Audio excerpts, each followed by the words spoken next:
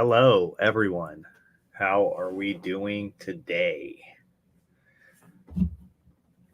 We are going to be reading Dante's Purgatorio, Part 2. We're already there. We're ready to go. So let's do it. All right. It should take about an hour. It's been taking me to roughly an hour and 10 minutes. So let's sit in and get ready. It was now that hour which makes the thoughts of those who voyage turn back and melt their hearts, on the day when they have said goodbye to their sweet friends, and which pierces the new pilgrim with love, when he hears the distant chimes that seem to mourn the dying day. When I began to neglect my sense of hearing, I don't have a sense of hearing, and to gaze at one of the spirits, who rose the begged a hearing with his hand. He joined his palms and raised them, fixing his eyes to the east, as though saying to God, I care for nothing else. Te lucus ante issued so devoutly from his mouth, and with such sweet notes, that it ramped me from my thoughts. And then the others accompanied him through the whole hymn, sweetly and devoutly, with their eyes locked on eternal spheres. Reader, focus your eyes here on the truth, since the veil is now so thin that surely to pass within is easy.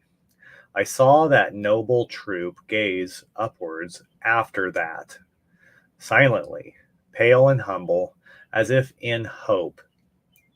And I saw two angels come out from the heights and descend with two burning swords that were cut short and blunted. Their clothes were green and tender, newborn leaves, trailing behind, stirred and fawned by their green wings. One came to rest a little way above us, and the other descend on the opposite bank, so that people were between them. I saw their blonde hair clearly, but the eye was dazzled by their faces, like a sense of confounded by excess.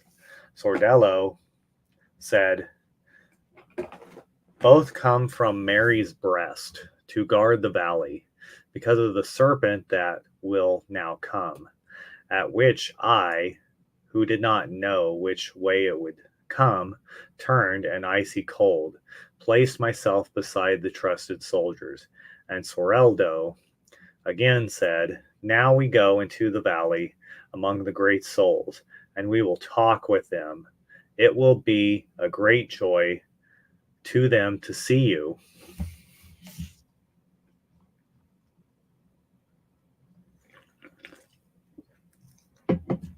I only think I went down 3 paces and was down, and saw one who gazed at me solely as though he wished to know who I was.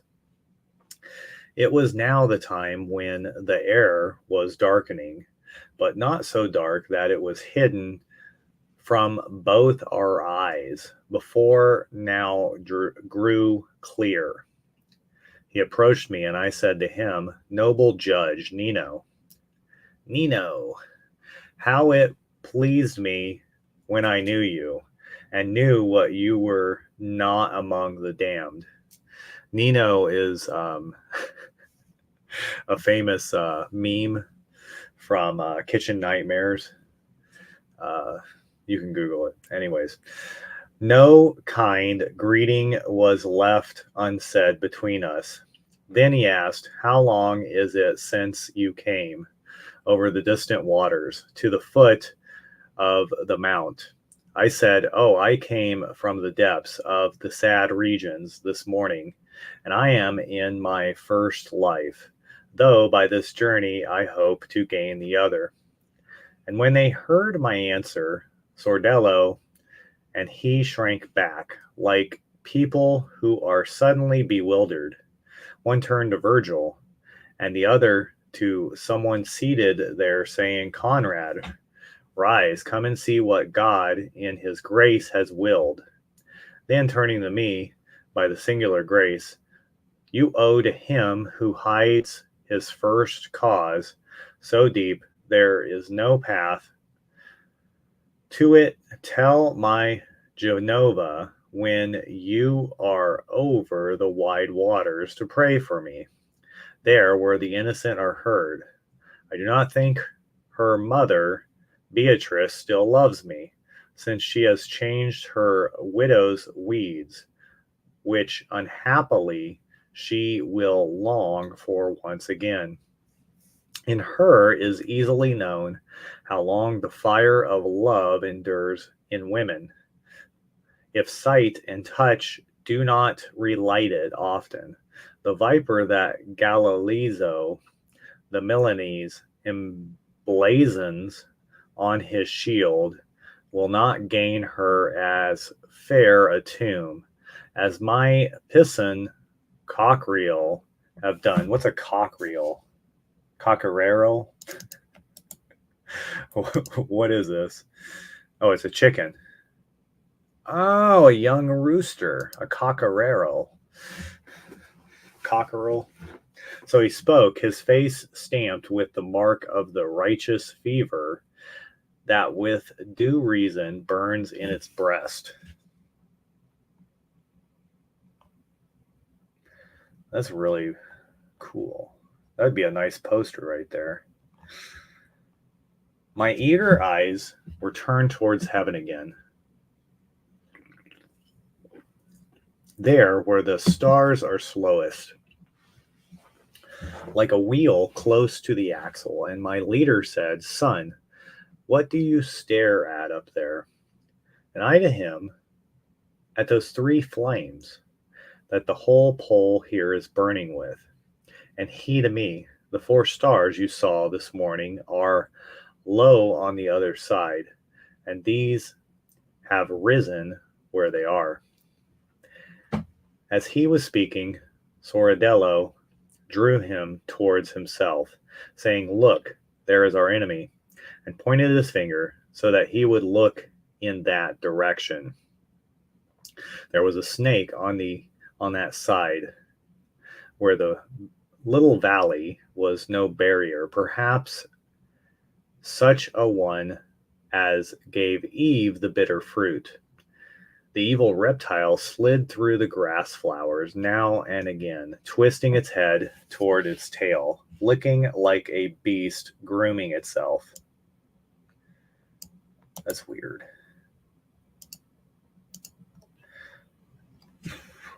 I did not see, and so I cannot tell, how the celestial falcons rose, but I saw both clearly in flight, hearing the green wings cutting the air, and the serpent fled, and the angels wheeled around, flying as one, back into their places.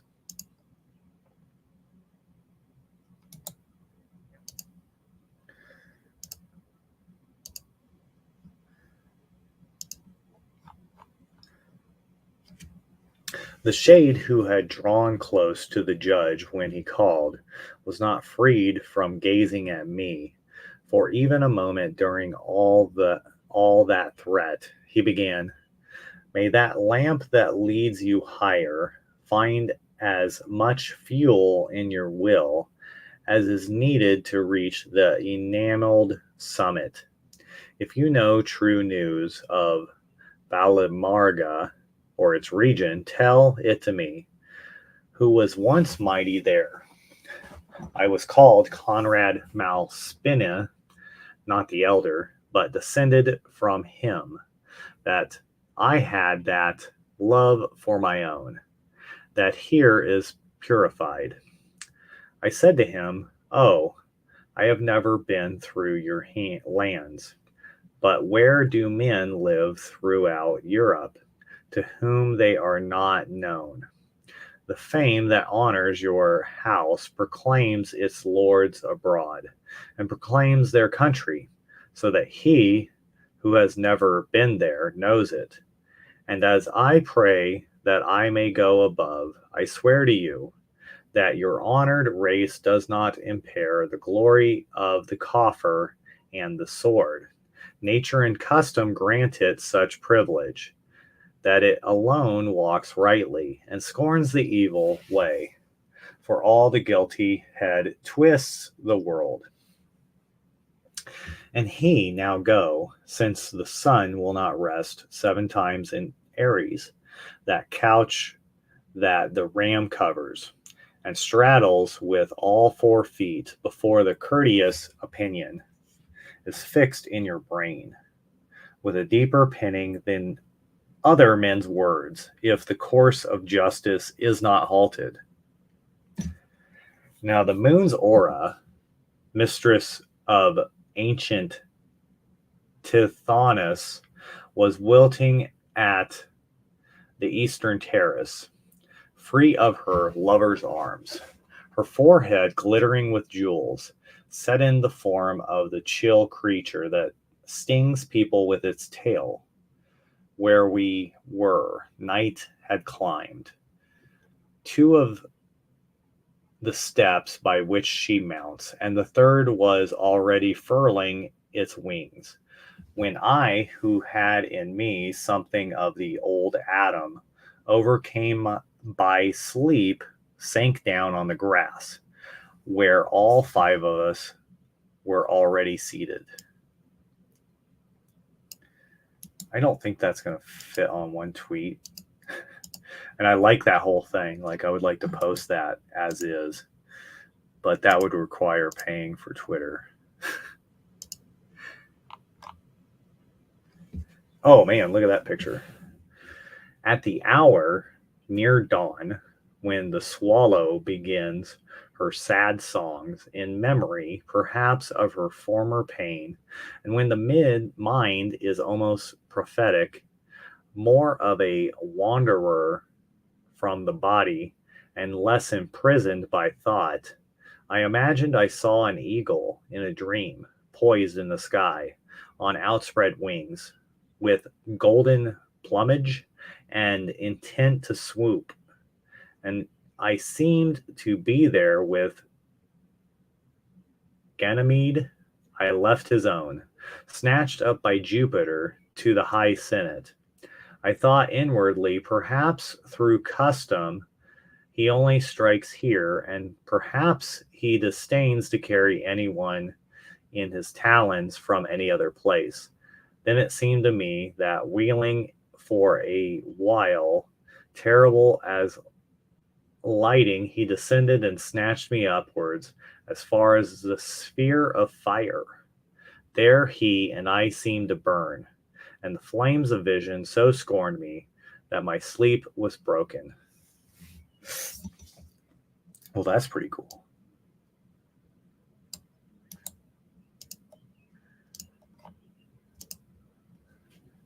This might be the best picture in the whole. Most interesting looking one, anyways. I don't know about best. That's kind of subjective.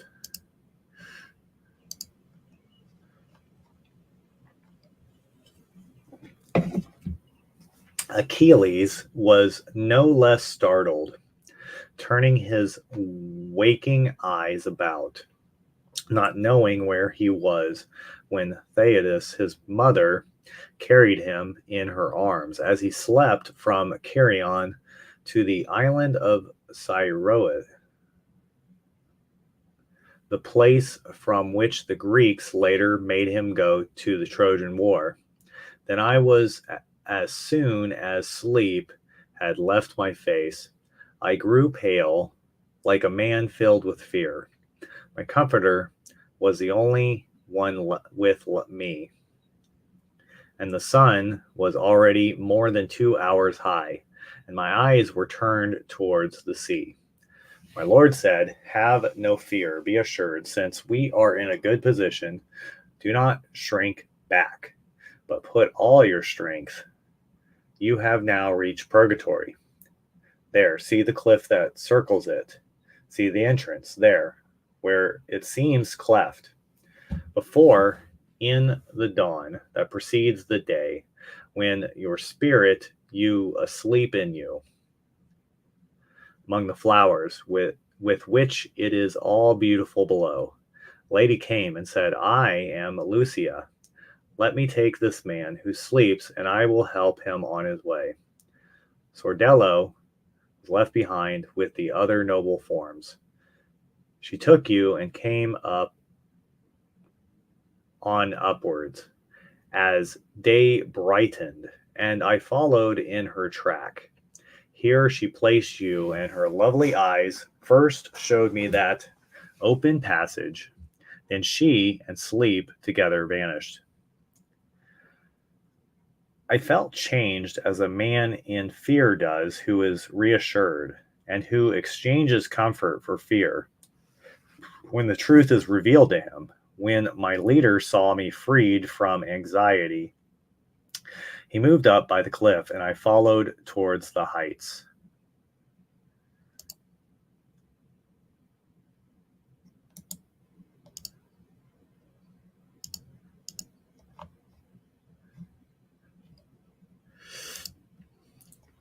Reader, you know clearly that I must enrich my theme, so do not wonder if I support it with greater art.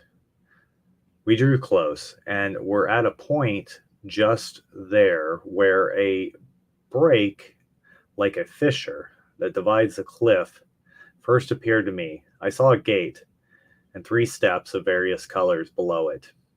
To reach it, and the keeper who as yet said nothing, and as I looked closer, there I saw that, seated as he was on the top step, there was that in his face I could not endure.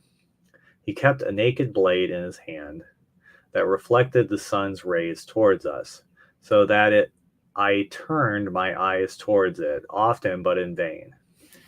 He began to speak. Say what you want, from where you stand. Where is your escort? Be careful that coming up here does not harm you. My master answered, a heavenly lady who has good knowledge of these things said to us, just now, go there, that is the gate, and may she quicken your steps towards the good. The courteous doorkeeper began again. Come then towards our stair. Where we came, the first step was the white marble, so smooth and polished that I was reflected there as I appeared. The second was darker than a dark blue gray, of a rough calcined stone, cracked in its length and breadth. The third, which is massed above them, seemed like a porphyry to me, fiery as blood, spurting from an artery. God's angel kept both his feet on this, seated at the threshold, which seemed to me as to be an adenamine stone. Well, we're going to save that and then the picture.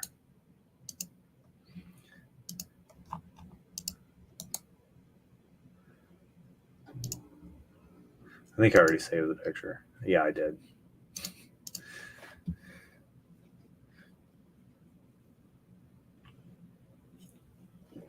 The angel opens the gate. My guide led me willingly up 3 steps, saying, ask humbly for the bolt to be drawn. I flung myself devoutly at the sacred feet. I begged him for pity's sake to open the gate to me.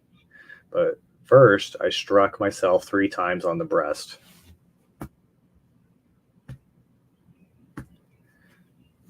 Catholics know what that means.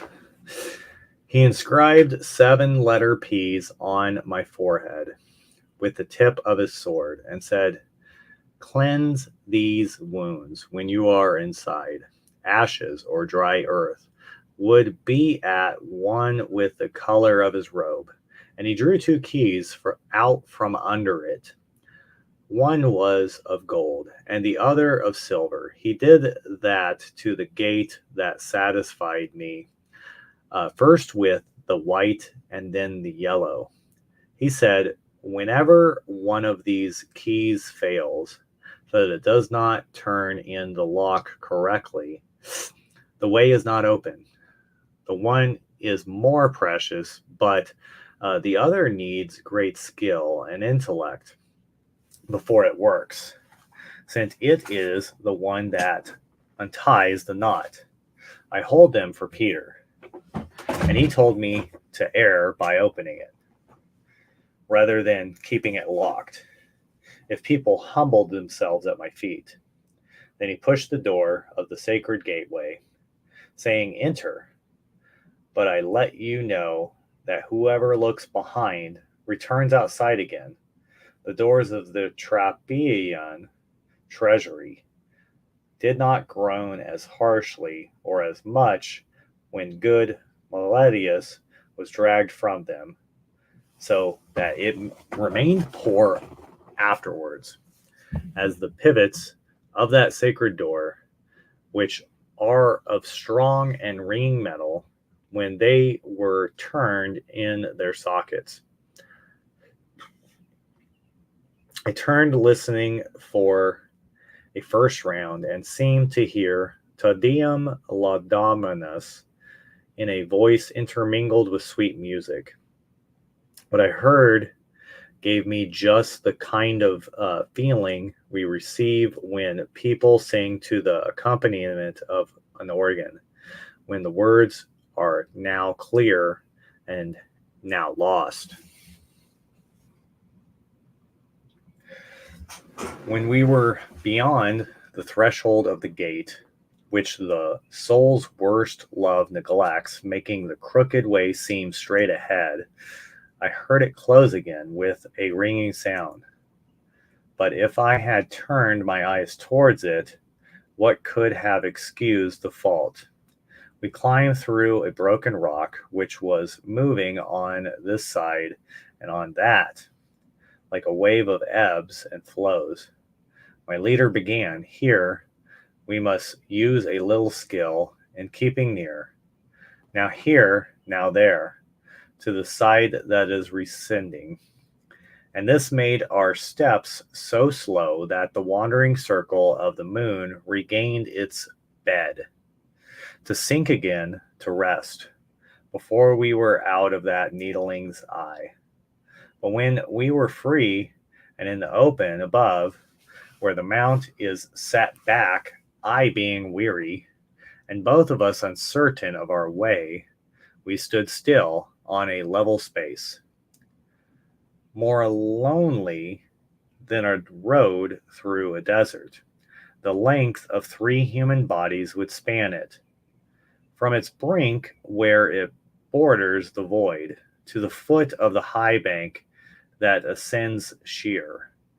And this terrace appeared to me like that, as far as my eye could wing its flight, now to the left and then to the right. Our feet was not yet moved along it, when I saw that the encircling cliff, which being vertical lacked any means of ascent, was pure white marble and beautified with friezes, so that not merely Polycletus, but nature also would be put to shame by it.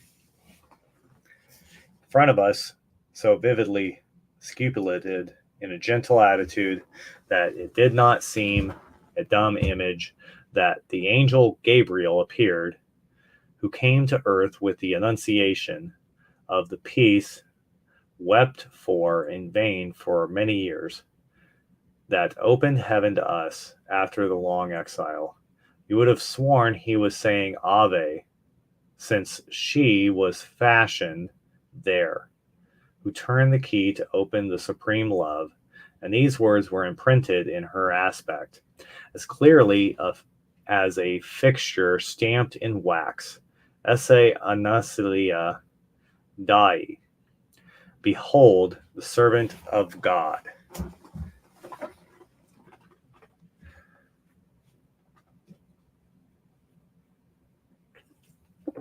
Do not keep your attention on one place alone, said the sweet master, who had me on that side of him where the heart is, at which I moved my eyes about, and saw another story set in the rock behind Mary, on the side where he was, who urged me onwards. There, on the very marble, the cart and oxen were engraved, pulling the sacred Ark of the Covenant, which makes us fear, by uses example, an office not committed to us. People appeared in front, and the whole crowd, divided into 7 choirs, made one of my senses say, "No, they do not sing." Another say, "Yes, they do." Similarly, eyes and nose disagreed between yes and no over the smoke of incense depicted there. There, King David, the humble psalmist, went dancing, girt up in front of the blessed tabernacle, and he was, in that moment, more or less than king. Michal, Saul's daughter, was figured opposite, looking on a woman and scornful.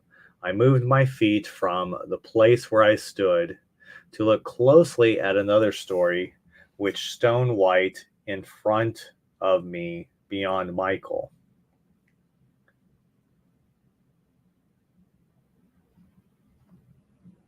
So this is the story that's in Samuel. Is it Second Samuel?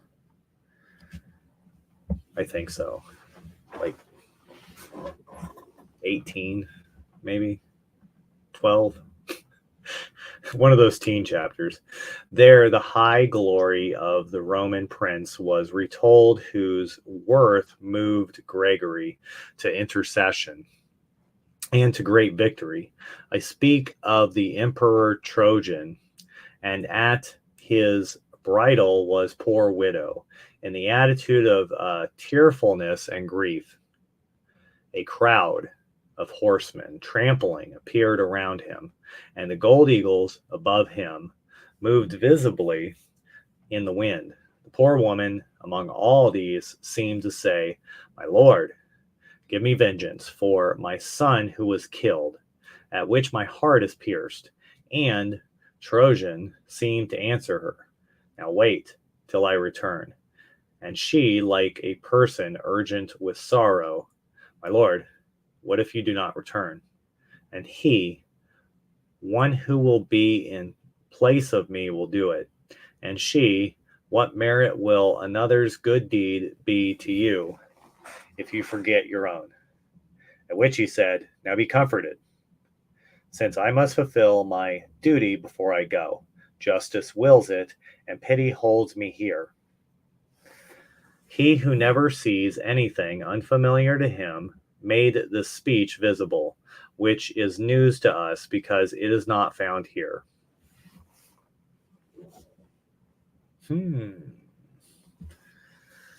While I was joying in seeing the images of such great humility, precious to look at for their maker's sake, the poet murmured, "See here many people, but their steps are few.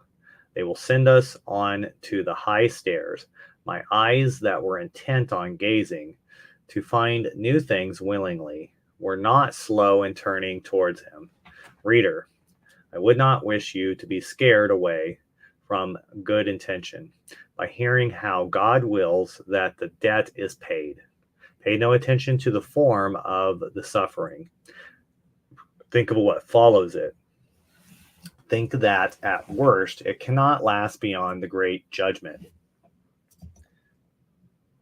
I began, "Master, those whom I see coming towards us do not seem like persons, but I do not know what they look like. My sight errs so much, and he to me. The heavy weight of their punishment doubles them to the ground, so that my eyes at first were troubled by them. But look steadily there. Disentangled with your sight what is coming beneath those stones. You can see already how each one beats his breast. O proud Christians, weary and wretched, who infirm in the mind's vision. Put your trust in downward steps. Do not see that we are caterpillars born to form the angelic butterfly that flies to judgment without defense. Why does your mind soar to the heights, since you are defective insects, even as the caterpillar is, in which the form is lacking? That's pretty interesting. I don't know what it's saying, but as a figure with knees joined to chest is sometimes seen carved as a corbel to support a ceiling or roof, which through unreal creates a real discomfort in those who see it. Even so, I saw these when I paid attention. Truly, they were more or less bent down, depending as to whether they were weighted more or less. And the one who had most patience in its bearing seemed to say, weeping, I can no more. Our Father, who art in heaven, not because of your limitation, but because of the greater love you have for our first sublime works. Praised be your name and worth of every creature, as it is fitting to give thanks to your sweet outpourings. May the peace of your kingdom come to us, since we cannot reach it by ourselves, despite all of our intellect.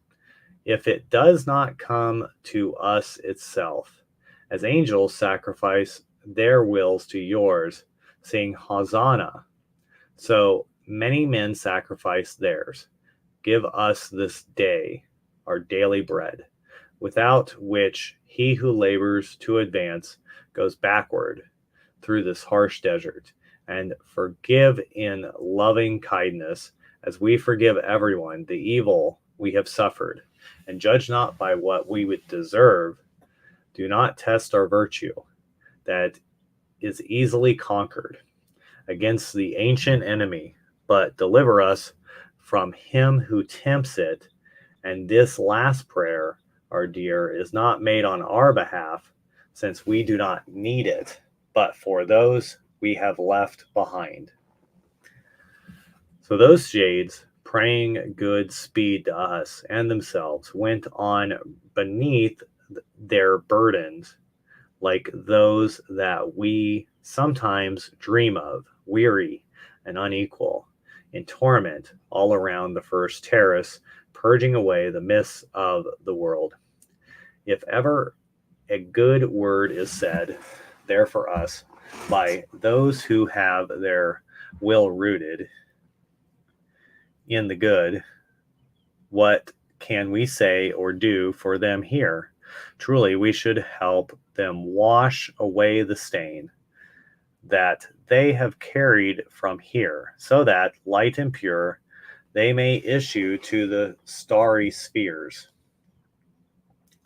Virgil said, that justice and mercy might soon disburden you, so that you might spread your wings, that will lift you as you desire. Show us now in which direction we might go most quickly to the stairway, and if there is more than one way, tell us which one ascends least steeply, because he who comes along with me is slow in climbing, despite his will, because of the burden of the flesh of Adam he is clothed with.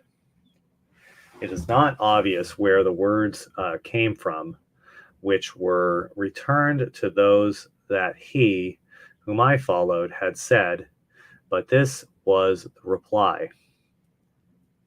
Come to us to the right along the cliff, and you will find the pass that a living man can ascend. And if I were not obstructed by the stone that weighs my proud beak down, so that I have to carry my head low, I would look at him who is yet alive, who does not name himself, to see if I know him, and to make him pity this burden. I was Italian, and the son of a great Tuscan. My father was Guglielmo. I do not know if his name was ever known to you. My ancestors' ancient blood and noble actions made me so arrogant that I held my men in such scorn, not thinking of our common mother, that it was the death of me. As the Sienese and every child in Campa Ganatico know, I am Umberto, and it is not me alone that pride does ill to, because it has dragged all my companions to misfortune.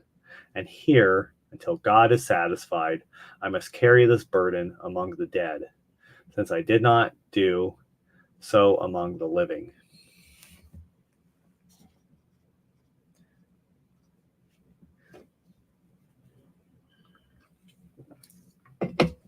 Listening, I had bent down my head, and one of them, not he who was speaking, twisted himself beneath the weight that obstructed him and saw me, and knew me, and was calling out, keeping his eyes fixed on me, who had bent down and was moving along with them, with difficulty. I said to him, "Oh, are you not Odorize, the glory of Gubido, and the glory of that art which in Paris they call the illumination?" He said, "Brother, that leaves that Franco of Bologna paints are more pleasing. The glory is all his now, and mine in part. In truth, I would not have been so humble while I lived, because of the great desire to excel that my heart was fixated on. Here the debt is paid for such pride, and I will not be here if it were not that. Having power to sin, I turn to God. O empty glory of human power, how short the green leaves at its summit last, even if it's not buried by dark ages. Succumbe thought to lead the field in painting, and now Giotto is the cry, so that the other fame is eclipsed. Even so, one Guido Cavalcati has taken from Gunicili, the other the glory of our language, and perhaps one is born who will chase both from the nest. Worldly fame is nothing but a breath of wind that now blows here and now there, and changes name as it changes direction. What more fame will you have before 1,000 years are gone?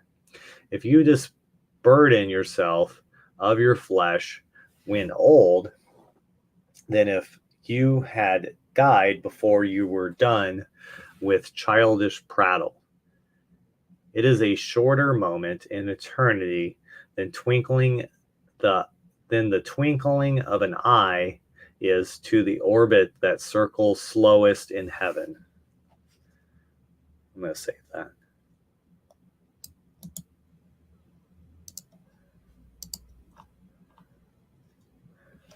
All Tuscany rang with the noise of him who moved so slowly in front of me along the road, and now there is hardly a whisper of him in Siena, where he was lord.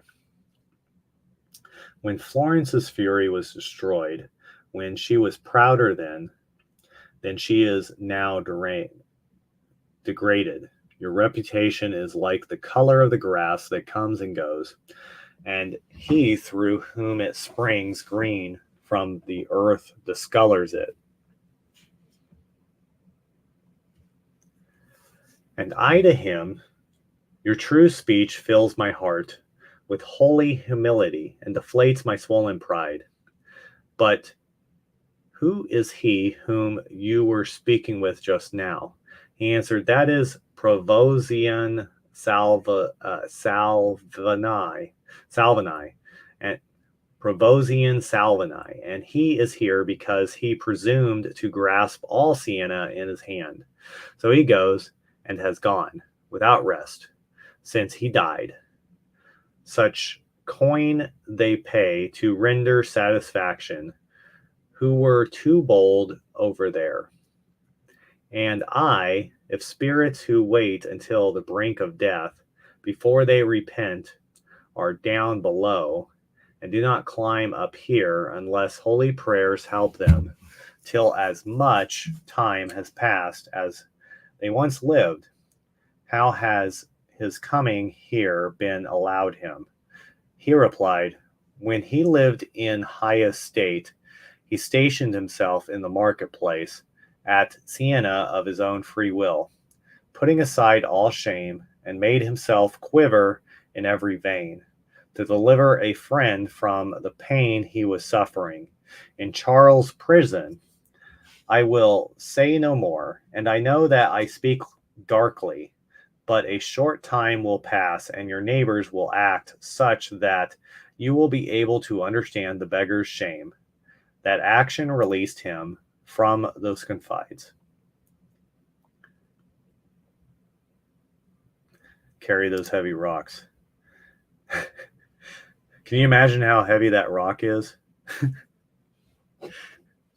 It'd be like,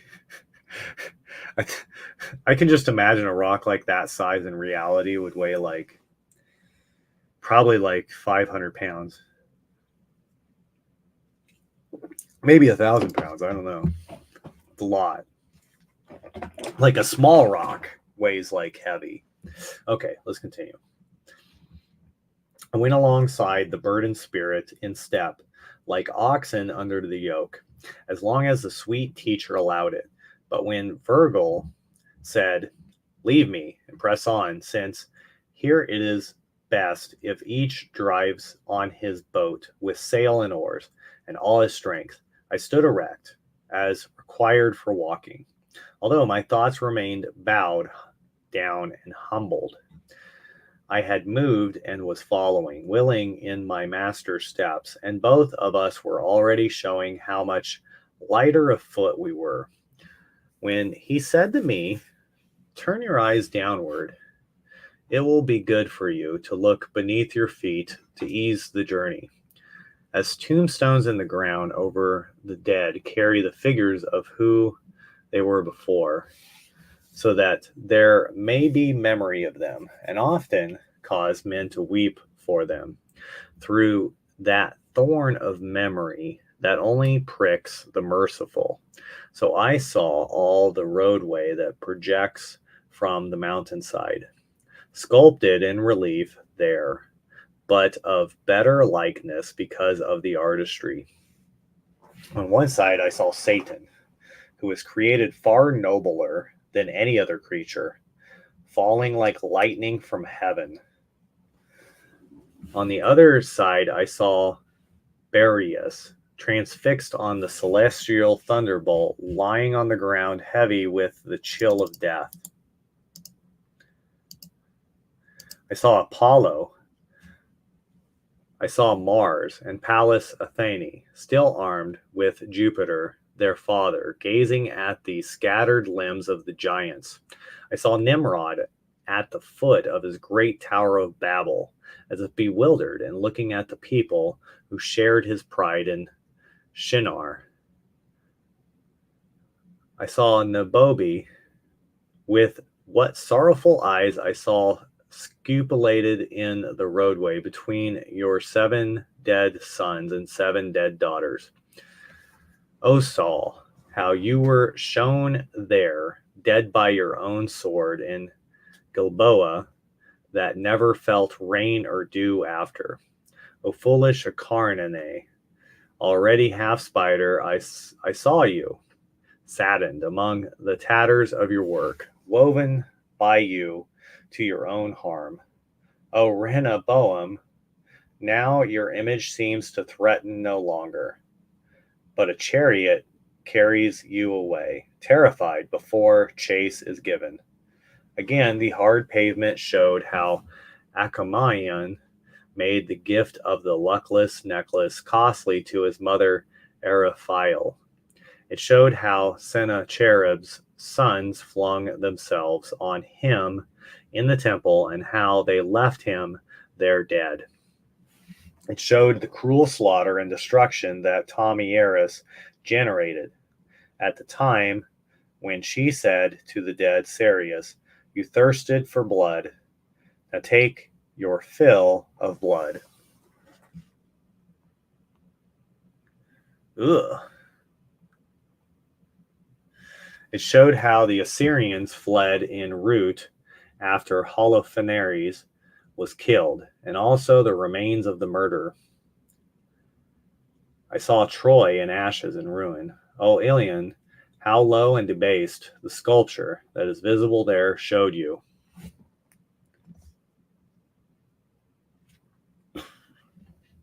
What master was it of the brush or the engraving tool who drew the lines and shadows that would make every subtle intellect gaze at them? The dead seemed dead, and the living, living. He who saw the reality of all the tales I trod on, while I went by, bent down, saw no better than me. Be proud then, children of Eve, and on with your haughty faces. Do not bow your heads in case you see your path of sin. Already we had circled more of the mount, and more of the sun's path was spent. Then the unfree mind judged so, when he who was always going on, alert in front of me, began to say, "Lift your head up. This is no time to go absorbed like that. See an angel there who is preparing to come towards us. Look how the sixth handmaiden is returning from her hour's service. Be reverent in your bearing and in your look, so that it may gladden him to send us upward. Consider that this day never dawns again." I was well used to his warnings never to lose time, so that he could not speak to me unclearly on the matter. The beautiful creature came to us, robed in white, and in his face the aspect of glimmering morning star. He opened his arms and then spread his wings. He said, "Come, here are the steps nearby, and the climb now is easily made. Few are those who do come at this invitation. O human race, born to soar, why do you fall so at a breath of wind?" He led us to where the rock was cleft. There he beat his wings against my forehead, and then he promised me a safe journey.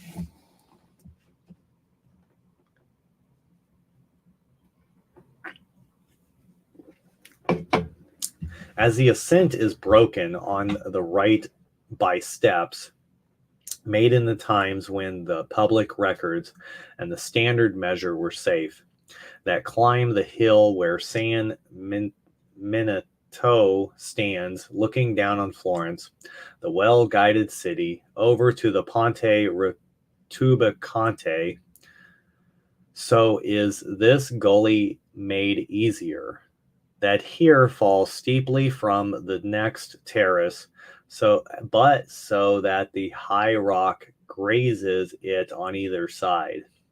While we were changing our direction, voices sang so sweetly no speech could describe it. Beati pauperes spiritu. Blessed are the poor in spirit. Ah, how different these openings are from hell. Here we enter with songs, and down there with savage groaning. Well, that's interesting. Now we are climbing by the sacred stair, and it seemed to me that I was much lighter than I seemed to be on the terrace, at which I said, "Master, say what heavy weight has been lifted from me, so that I hardly feel any effort in moving." He answered, "When the letter P's that have stayed on your face are but almost invisible, shall be erased completely, like the first one. Your feet will be so permeated by goodness that not only will they not feel it as effort, but it will be a pleasure to put for them to be urged on. Then, like someone who goes along with something on their face unknown to them, except when another's gestures make them guess, so that the hand lends it help to make sure, searches and finds, and carries out the task that cannot be done by looking. I, the fingers of my right hand outspread, found only 6 letters of those that he, the keyholder, had cut on me over the temples, at which my guide, seeing it, smiled. We were at the summit of the stairway, where the mount that frees us from evil by our ascent is terraced for a second time. There a cornice, like the first, loops around the hill, except that its curve is sharper. There is no shadow there, no decoration. The cliff appears so naked, and the path level, with the livid color of the stone. The poet was saying, if we wait here for people to ask our way of, I'm afraid our decision may be delayed too long. Then he set his eyes intently on the sun. He made his right a pivot and turned his left side, saying, O sweet light, trusting in whom I enter on the new track led us on, as we would be led within ourselves. You give the world warmth and shine upon it. If no other reason urges otherwise, your rays must always be our guide. We, by our eager will, in a short time, have already gone as far as counts for a mile here, when we heard, not saw, spirits flying towards us, granting courteous invitations to love's feast.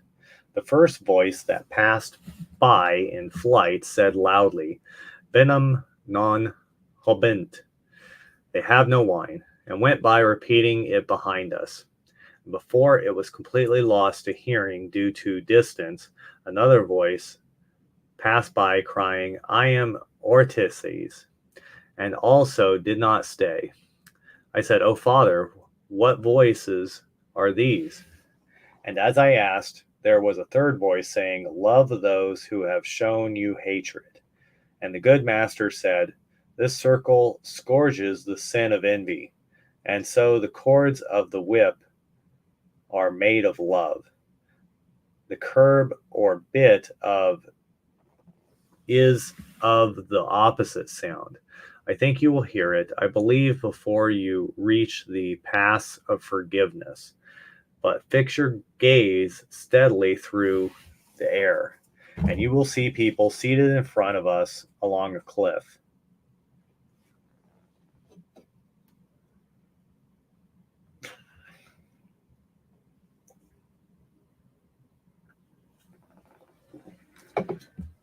Then my eyes opened wider than before.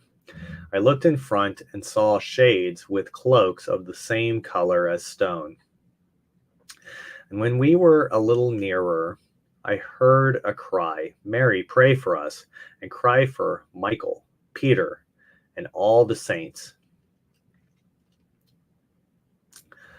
I do not believe there is anyone on earth so hardened that they would not be pierced with compassion at what I saw then, when I had come near them, so that their features were clear to me. Heavy tears were wrung from my eyes.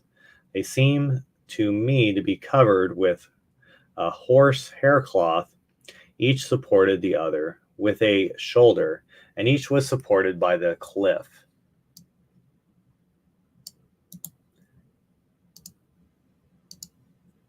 Like this, the blind, lacking means sit near the confessionals, begging for alms, and sink their heads upon one another, so that pity may be stirred quickly in people, not only by their words, but by their aspects, that plead no less.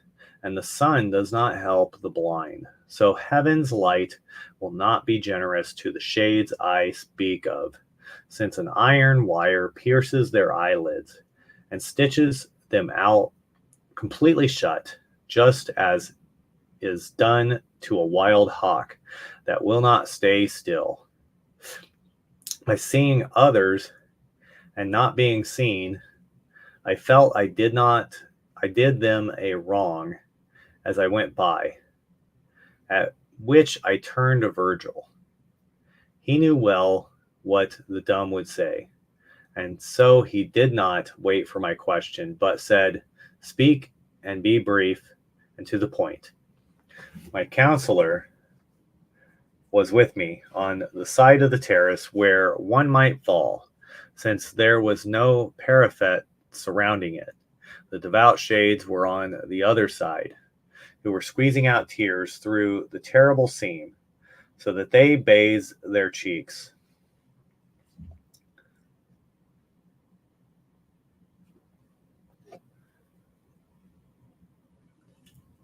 Pretty close to being done, maybe 10 more minutes.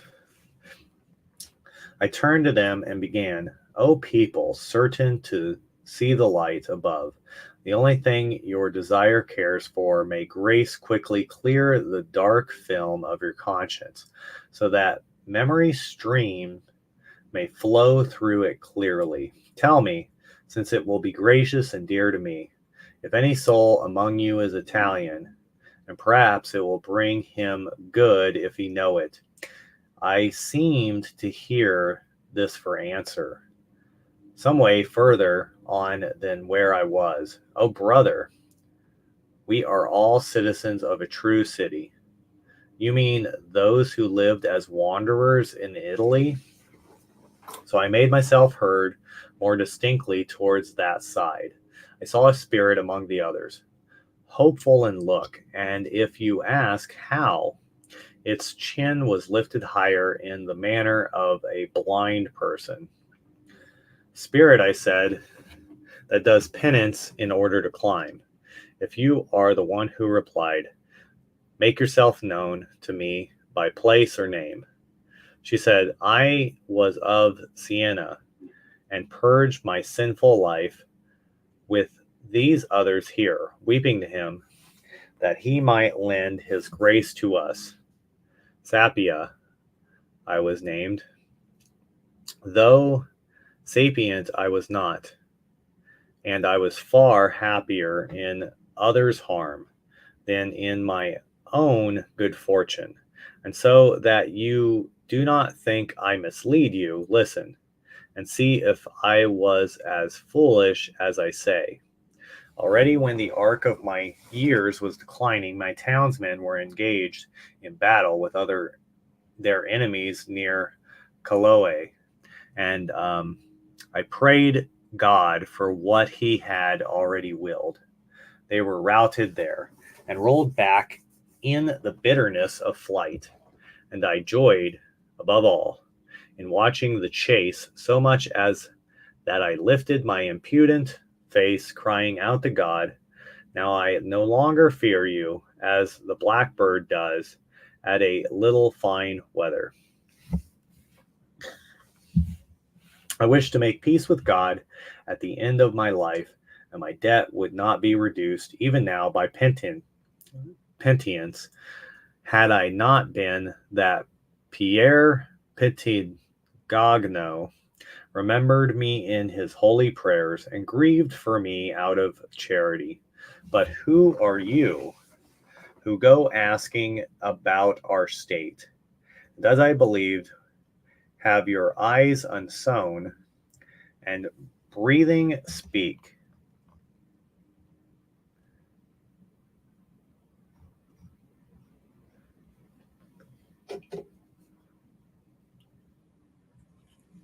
I said, "My eyes will yet be darkened here, but for only a short time, since they did little offense through being turned to envy. My soul is troubled by a far greater fear of the torment just below, since even now the burden there weighs on me. And she to me, who has led you then up here among us, if you expect to return below. And I, he who is with me here, and is silent, and I am alive. And so, spirit elect, ask something of me, if you wish to move my mortal feet for you over there. She answered, Oh, this is such a strange thing to hear. That it is a sign that God loves you. So help me sometimes with your prayers. And I beg you, by all you most desire, if ever you tread the soil of Tuscany, renew my fame amongst my people. You will see them among that vain race that put their faith in the harbor of Talamone, and you will know more lost hopes there than in searching for the stream of Diana, but the admirals will lose most. Who is this that circles the mount before death has allowed him flight, and who opens and closes his eyelids at will? I do not know who he is, but I know that he is not alone. You who are nearest him question him, and greet him gently, so that he might speak. Two spirits talked of me there, on the right, one leaning on the other, then held their faces up to speak to me. And one said, O soul, still trapped in the body, journeying towards heaven out of charity, bring us consolation, and tell us where you come from, and who you are, since you make us wonder greatly at your state of grace, as a thing does that was never known before. And a river runs through the center of Tuscany, rising at Falternio in the Apennines, is not stated by a course of 100 miles. I bring this body from its banks. It would be useless to tell you who I am, since my name does not sound much as yet.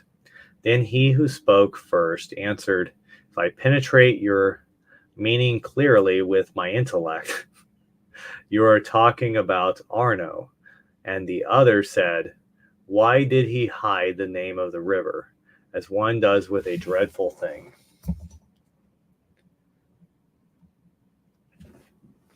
And the shade who asked the question replied as follows, I do not know, but truly it is fit that the name of such a valley should die, since from its head, where the Alpine chain from which Cape Faro in Sicily is separated, it is so extensive that there are few places where it exceeds that breadth.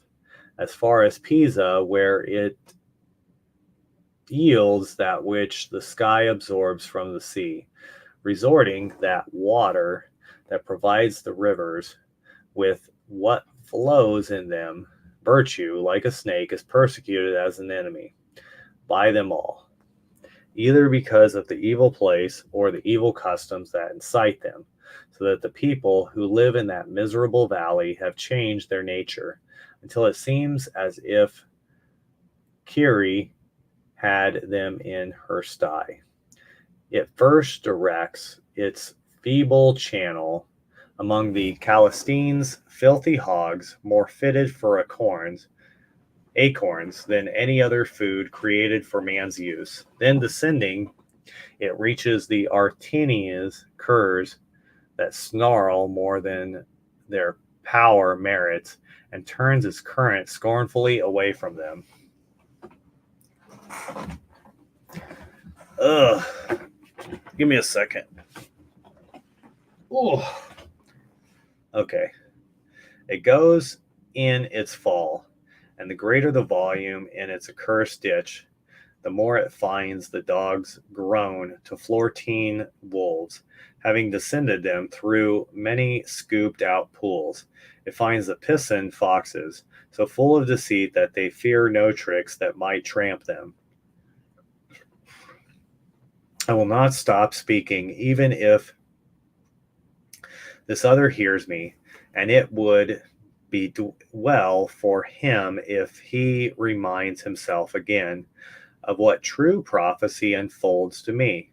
I see Folicerelli, his grandson, who is becoming a hunter of those Florentine wolves on the bank of the savage river, and who fills them with all with terror. He sells their flesh while they are still alive, then slaughters them like worn out cattle. He deprives many of life and himself of honor. He comes out bloodied from the sad wood. He leaves it so that 1,000 years from now it will not regenerate to its primal state. Is that like, okay, 2 more paragraphs basically? About a page and a half, I would suspect. I saw the other shade, who had turned round to hear, grow troubled and sad after it had heard these words, as the face of him who listens is troubled at the announcement of heavy misfortunes as to which side the danger might attack him from. The speech of the one and the one of the other made me long to know their names, and I asked them, mixing the request with prayers, as this, the spirit who first spoke to me, began again. You want me to consent to do that for you, that you will not do for me. But since God wills so much of his grace to shine in you, I will not be reticent with you. Therefore, know that I am Guido del Duca. My blood was so consumed by envy that you would have seen me suffered with lividness if I saw a man render himself happy. I reap the straw of that sowing. O humankind, why set the heart there, where division of partnership must follow? This is Rainier. This is the honor and glory of the house of Calboe, in which no one since him has made themselves heirs to his worth. And not only is his bloodline devoid of the goodness demanded of truth and chivalry between the river Po and the mountains, and the Adriatic shore and Reno, but the Romagna that is within these boundaries is choked with poisonous growth that cultivation would now root out with difficulty. Where is the good Lizio and Argio, Mandrarni, and Pierre Traversio, and Guido di Carpegna? O you Romagnols, turned bastards, when will a Bravo again take root in Bologna, where in Firenze, Berna de Fosco, scion of the low-born plant? Do not wonder, Tuscan, if I weep, when I remember you, Ugolano Azzo, Guido de Prada, who lived among us, Federico Tignaso, and his fellows, the houses of Traversia and both races now without an heir, the ladies and the knights, the toils and the ease, and that love and courtesy made us wish for there, where hearts are grown so sinful. O town of Bertinero, famous for your hospitality, why do you not vanish, since your noble families and many of your people are gone, to escape guilt? Is it good that Bagna Cavallio produces no sons, and that Castracaro, and worse, Canio, still trouble to beget such counts, that Pagane will do well when Maradaro, their devil, is gone, but not indeed is that true witness of their lives will remain. Oh, Ugaliano di Fontalin, your name is safe, since there is no more chance of there being any hair to blacken it through denigration.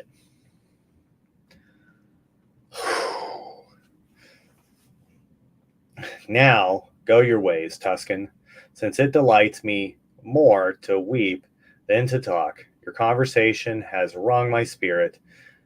We knew that those dear shades heard us leave, so by their silence they gave us confidence in our road.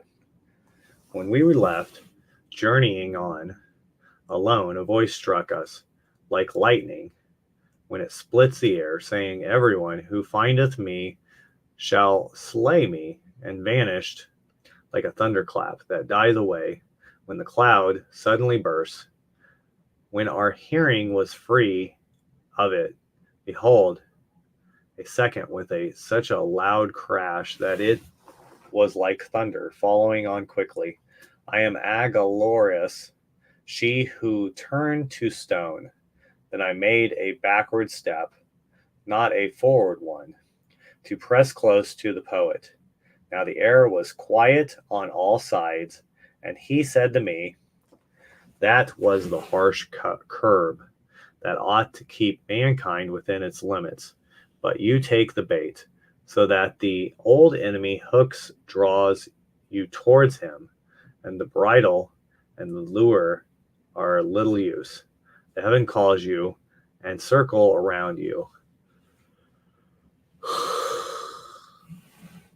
displaying the eternal splendors to you, but your eyes are only on the ground, for which he who sees all things chastises you." All right. Well, that is part 2. So next time we will read part 3 of Purgatorio. So see you next time. Maybe it'll be tomorrow.